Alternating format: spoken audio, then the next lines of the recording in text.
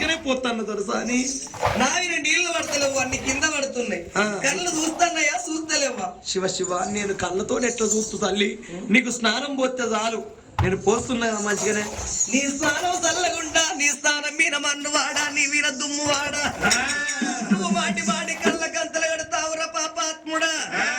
ఆగో ఏనాటికైనా గాని గడియ లోపల ఆగో ఏమనుకున్నది అబ్బ విని సత్యం చల్లగుండ నీ వీర మన్ను వాడ నా తండ్రి తుకి నేనేమని మాటిచ్చినా ఒక్క గడియల్లో నేను అబద్ధమాడిస్తానని మాట చెప్పిన గిన్ని గడియలైతుంది గిన్ని రోజులైతుంది